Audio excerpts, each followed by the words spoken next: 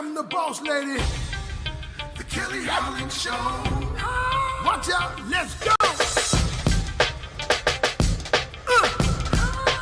Here come the boss lady, the Kelly Holland Show. Let's drop it. Here come the boss lady, the Kelly Holland Show. Come on. She gonna get it right, research all about your life. Her info's always tight, talking just to get inside. Gospel talking, Bible walking, wanna help you see. Faith is calling and she's walking with the victory. The king is on her side and she never quits. Put you on the show and you reminisce. Creative to the point where she's making hits. Business savvy is a Kelly, are you kidding this? The Kelly Holland Show. I'm liking this. The Kelly Holland Show. Come on, y'all.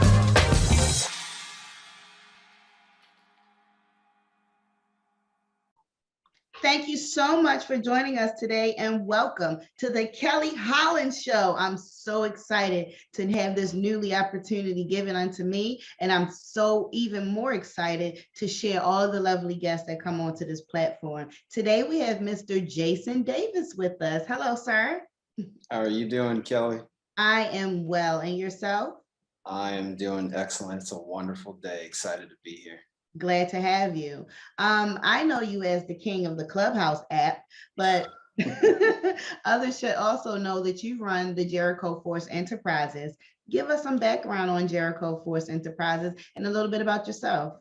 Yeah, sure. So I started my business, Jericho Force Enterprises, back in 2017, and I started off doing one-on-one financial coaching with families and small business owners. And so I focus on, from a financial education perspective, a lot of people, they need those foundational pieces. A lot of people want to jump to the building wealth, but they don't have the foundation, and that's budgeting, saving, debt, and credit. You get those four, then it's a lot easier to get to, the fun stuff, Kelly, like real estate and the stock market. So I started off doing that. And then as I began to look at my data, I realized a lot of the people I was serving, they were small business owners. So I started to lean more deeply into that, and they would bring up other issues like leadership and management, things like that. So I morphed over time into just a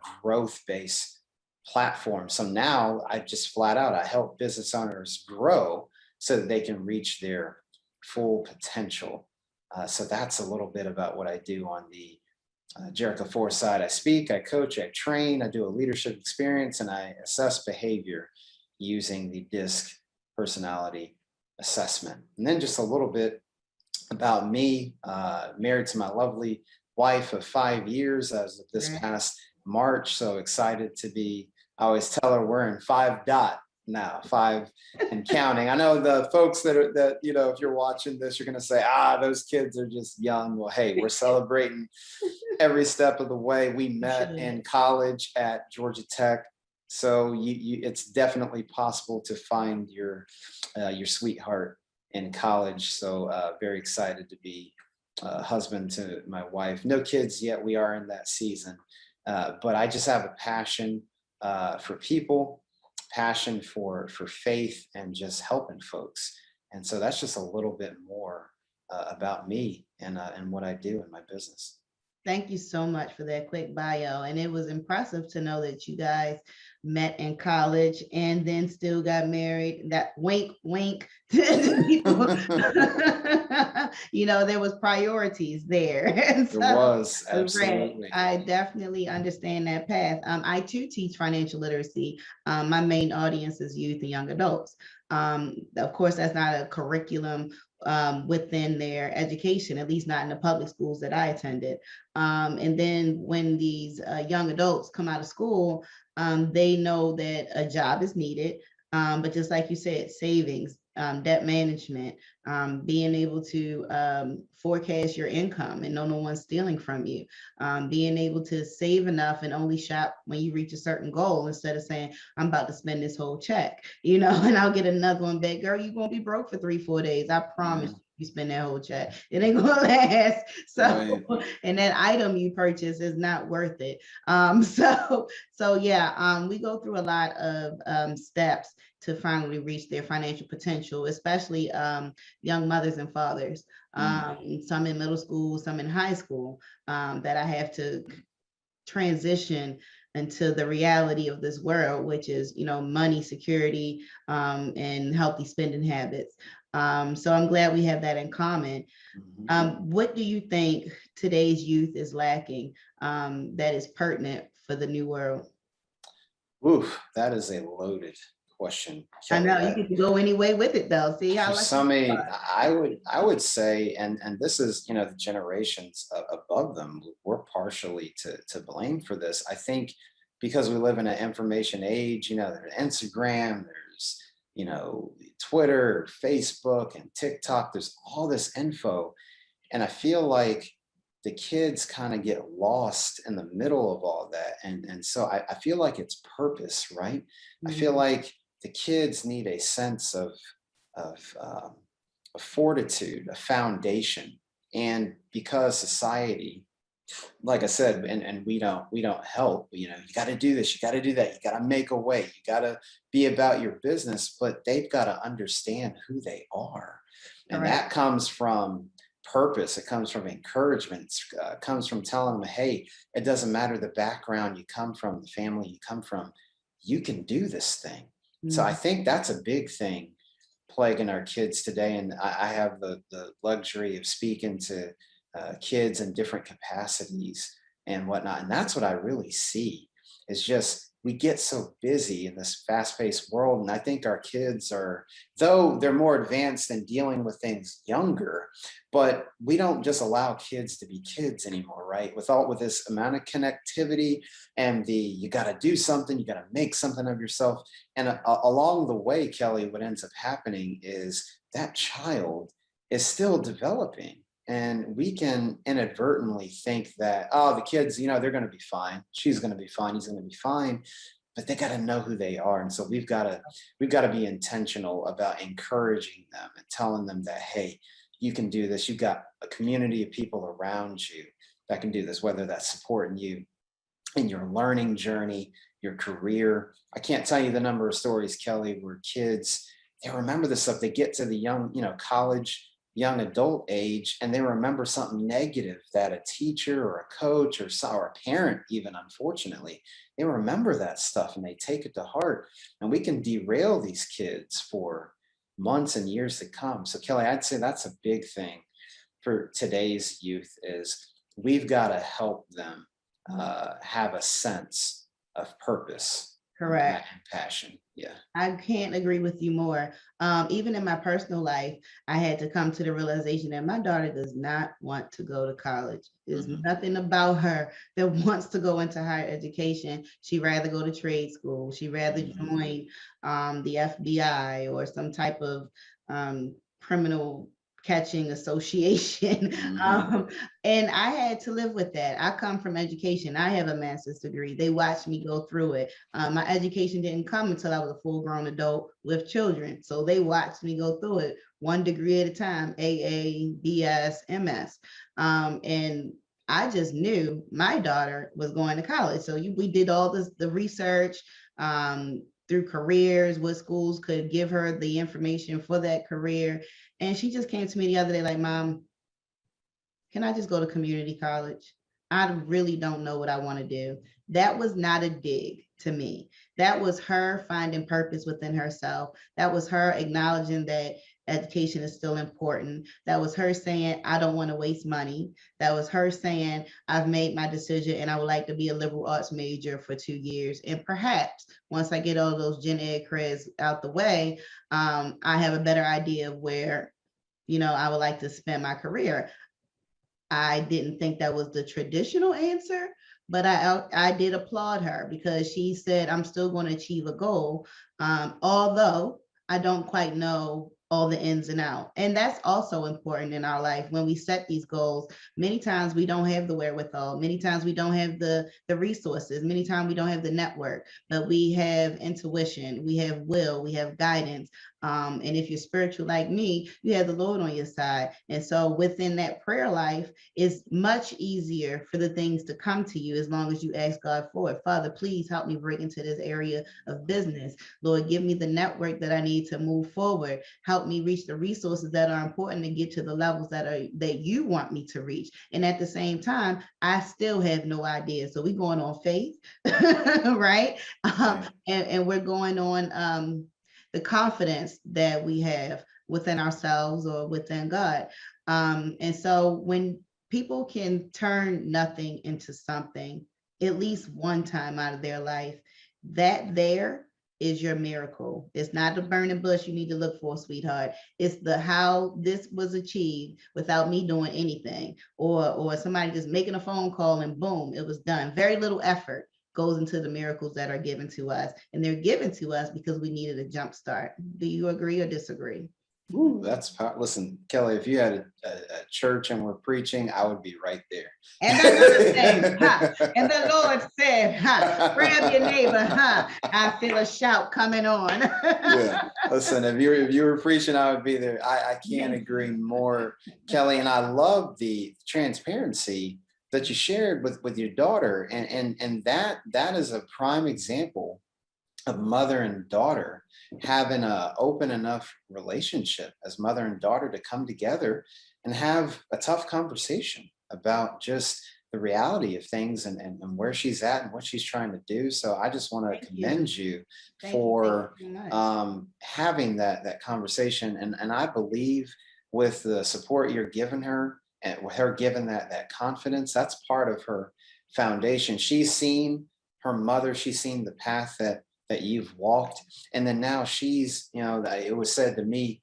years ago, everybody, the family, it's all one tree, but everybody has their own root, their own offshoot. They'll always be part of the tree. She'll always be part of your tree, Kelly. So I love that interaction there, and it's those kinds of conversations I wish that every kid, every mother daughter, every father son, every father daughter, every mother and son can have. Hey, mom, dad, this is what I believe that I can do, and I'd like to do this. And I feel like kids, even in those formative years, even going into college, there's always, I feel like they're walking around with these invisible signs of, mom or dad, do you approve? Is this okay? And so in that moment you brought, I want to be something, or I want to be something. Yeah. So I absolutely agree. Kelly, you get me excited. I'm gonna tell you. I'm excited. I'll tell you that much. All day, honey, all day. We can do this. And I would love to come on to your show when it's up and running, so we can continue on with the conversation. In my experience, especially in the Black community, we're taught when you're 18, you're moving out, you're on your own, you're an adult. I used to subscribe to that methodology, and now I don't. I now see that it's too much of a struggle to have these financial burdens fresh out of school. And I believe in my household and for whomever I'm coaching at the time, that it's not important to get them out the house soon as they turn 18. It's important to make sure they are world ready, that they have the life skills.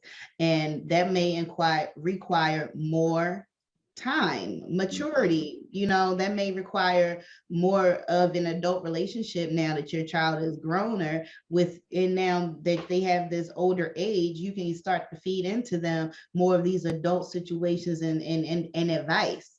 And also help them to be financially prepared when it's time to leave. Sweetheart, you can move out when you finish college. You can move out anytime before you're 30. You can move out when you're 30. I really don't care the time limit. I want to make sure you are financially prepared. I want to make sure you are doing things in the right manner. Like you said, we went to college, we got married, we're having kids in this season. That's the exactly way it needs to happen. I don't need no teenage babies around here because you're still growing up, baby. You're still growing up, and you need so much more help to get where you need to go now that you brought this new life into the world. Even although it's precious, right, that wasn't quite the order. And if that is your reality, that doesn't mean you're not able to grow. That doesn't mean you're not able to still do. It's just going to take you a little longer, and it's going to cost you a lot more money. Yeah. Do you Absolutely. think kids need to be put out at the age of 18? No, here's what's interesting, Kelly. I feel like you said, in our community, I don't know that we ever really took time to unpack that. I feel like, sometimes we just take things on out of tradition. And Mhm. I'm not knocking, maybe for certain people, they needed to at 18. But if you look at the world that we live in and the student loan crisis and whatnot, I'm a big believer it's always ever taken a village. And so I think it's important in the Black community to step back and say, okay, well, first of all, where did that come from? I Like, have hey, no when you hit idea. 18, that you're gone. It's like, well, let's look at the origin. A, where did that come from? B, what does it mean for my household? Hmm. Or depending on your household, it might be and key word on might. It might be advantageous for that son or daughter to leave the house at 18. I don't think we can make blanket statements like that, because every family is different, right? And so I think we have to unpack what it means. Uh, what does it even mean to leave the house, period? Whether that's 18, 25, whatever. And that means families coming together and talking about it. The Bible talks about training a child up in the way he should go. And when they grow old, they won't turn from it. So it's that spiritual foundation, it's a life skill foundation, it's a financial foundation, it's a values, principles foundation that they're getting in the house. And so, depending on the circumstance, like, well, this child might want to go to community college, or they want to go to trade school, or they want to go get their bachelor's, or they have a plan like shortly after their bachelor's, they want to go get their master's. I think parents have to talk openly with their kids about it. It's okay to set goals, it's okay to change goals, it's okay to not initially know what you want to do. There are resources, and in talking things out, we can handle it together. So I'm more of the opinion, what's best for the family, not just what the community or what society is saying. And I don't think we can just make that any blanket statement. Oh, well, Black people are supposed to do this. That's that societal cultural pressure. And Kelly, this, we put a lot of pressure on ourselves and our community. Let's try to relieve some of that pressure, and let's look at our specific context based on my family, where I live, the city state that I live in, what's going on emotionally, mentally, spiritually, what college is even on the table, what's the career plan for that child, how is the parent situation changing, right, Kelly? Some people, empty nest is a new dispensation for a lot of parents, whether you're a single parent, mom, single parent, dad, or married. It's like, everybody's like, hey, I want empty nest, but it's like, again, what does that look like? We can't just lean off of, well, they say, because they said in a magazine or on TV show or on the radio or on the podcast that empty nest is supposed to look this way. No, I think stepping back, what does it actually look like? The process of children leaving home, It whether just that's looks like summer 18. break. No, just that's why I'm laughing. I'm like, mine left yesterday. Right. But they're coming back. Yeah. That permanent push, though, that could be detrimental Yeah. to some. It really can. Tell us more, and let's switch subjects a little bit Mhm. about Jericho Force Enterprises.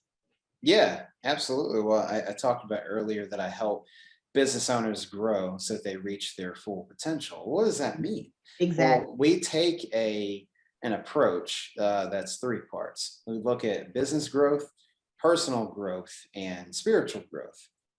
So if you're followers of Christ, like Kelly and I, a big part of your growing in your business and being successful, and even your personal growth, maturing and changing, is your faith. And so you've got to have a faith foundation. So in my business, we talk about how all three of those are layered together. Yes, the business finances. Yes, the marketing plan and what systems. I'm big on that. On the money side, I teach on personal finance, but I also talk about the business finances and the systems that are in play. Do you have a way to take payment? Do you have a way to market what you do? And do you have a way to house the product or service? Do you have a website? Do you have a warehouse? Whatever that is, those are usually the three things you need to get going. And then there's the personal growth aspect, Kelly. So I do, one of the things I do in mastermind groups was just a peer-to-peer mentoring concept with a small group of people, 6 to 12 folks, because we unpack concepts like personal growth. And so I run masterminds on the 15 invaluable laws of growth, because we must be growing as people. One mistake we make, Kelly, is we just automatically assume that growth is going to happen. No, John Maxwell talks about the law of intentionality, and that means growth doesn't just happen. Some people, Kelly, unfortunately, they don't have 20 years of experience. They have the same experience over 20 years. Well, you don't want to do that. You want to be growing year to year. And that means there's something that I have to do. How am I handling life as it comes at me? How am I handling business? And then last but certainly not least, that spiritual component, spiritual disciplines. Am I in community? Am I reading God's word? Am I inviting the Lord into my place of work so that both my work and my soul can thrive? So those are the three areas we focus on: business growth, personal growth, spiritual growth. And then we do that again with speaking, the coaching in groups. That's where the masterminds come in, trainings, various trainings that we do. One, I talk about the 5 E's of business engagement. What does it mean to have an engaged business from a faith standpoint and from a business standpoint? They go together. There's no compartmentalization. So we talk about that. And so that's what we focus on with speaking, coaching, training, a leadership experience, and assessing behavior. So Kelly, it's big self-awareness, right? You got to understand, in order to grow yourself, you got to know yourself. Correct. And so all of my clients, I have them take their DISC assessment so they can understand, hey, am I more introverted or am I more extroverted? Am I more task oriented or am I more relational oriented? And we talk about a personal development growth plan. Like, Jason, that's great. I'm a D and that's red. What does that mean? Okay, so here's some things. D meaning dominance. So here as a result of your assessment, here's what we can do. Here's how it'll help you grow personally, and here's how it impacts your business and the people around you. So that's what we touch on, Kelly. And even my book that I just launched back in March, Fortify Being Rooted in God's Plan for Work and Business. That's another resource that I help my business owners go through. Is like, hey, we got to integrate our faith into the work that we do. And here's some practical ways to do so with our values, with our leadership, with our finances, with our growth, with teamwork. I unpack 10 areas of work. So that's a little bit more about Jericho Force Enterprises. You're getting me going today, Kelly. I love it. I love it. I love it. And I like the business model that you set up. Quick question. What is your majority demographic? Absolutely. So Christian business owners that want to live out their faith in the work that they do. And Kelly, just being transparent, that was new for me. Before I wrote the book, I was being obedient. Look, pandemic, we were sheltered in place. A lot of people were doing things, now all of us, we were eating some good food. We were hitting Uber Eats and DoorDash and all that. Well, while I was doing that too, God called me to write a book. And so I went to a conference about 60 days before everybody was really sheltered in place. And I was at a men's conference, and God really spoke to me and said, Jason, this is what I want you to write concerning the business community and how to inject your faith into it. So it was a little bit of a pivot, because in 2017, I was just doing the one-on-one financial coaching, focusing on that budgeting, saving, debt, and credit. But when God tells you to move, look, he says move. So with the writing of the book and then the other programs that I've added, he's really calling me to, hey, if you're a Christian business owner, a kingdom business owner, a faith-driven entrepreneur, that's who I'm serving. That's beautiful. Yeah. I like you, Jason. I like you too, Kelly. That's beautiful. I love to be around like-minded people. I love to hear their servant leadership. I love to hear the way you give back, and the good Lord has provided you an income from it for you and your family. And that's something out of nothing that I speak of all the time. Or it reminds me of Tupac, the rose from concrete, like how did that grow? Right. So, Right. right. And so, and with just God's faith overall, right? So with our affirmations, with our intentions, things definitely do work out. There is nothing that anybody has thought about long enough that has not come to, whether it been something negative or positive. It seems like we become our thoughts, and we execute one way or another. Would you be able to share with our audience, and I'm sure you are, how they could reach you, how they could get onto your platforms, any and all, and where your book is being sold as well? Absolutely. So my website, www.jerichoforce.com, like the walls of Jericho. So jerichoforce.com is my business website. You can email me at info@jerichoforce.com. I'm on Instagram at jason.n as in Nancy. So at jason.n.davis. I'm on Instagram. I'm always sharing, content, what God gives me, how to inject your faith into your business. So those are the primary ways you can reach out to me. And then Fortify, my book, Fortify, Being Rooted in God's Plan for Work and Business. You can grab that on Amazon. It's available in paperback and ebook form. And Kelly, because I like you so much, here's just a sneak peek into what I'm planning in the future. I'm working on the audiobook. So in the near future, even the audiobook version of Fortify will be available. So folks, stay tuned. But until then, paperback and ebook, Fortify, Being Rooted in God's Plan for Work and Business. You can grab that on Amazon right now. Excellent. Excellent. Are you going to narrate it yourself, or are you going to? Oh yeah, Kelly, listen, I felt like you. I said, if I'm going to do this thing, I got to do it right. And so yours truly, I've already been in the studio. I've got about maybe 2 more sessions. So yours truly is going to read it. So if you like this kind of interaction, you're going to hear me for a few hours. So folks, stay tuned. If you like what you're hearing, you can hear me all that you want, and speed me up, slow me down on multiple audiobook platforms here in the near future. That is wonderful, Jason. And thank you again for joining us today on the Kelly Holland Show. It has been such a pleasure to have you. It's been a pleasure, Kelly, and I look forward. If you'll have me back, I would love to be back. Oh, you're definitely on the schedule. I was going to share that later.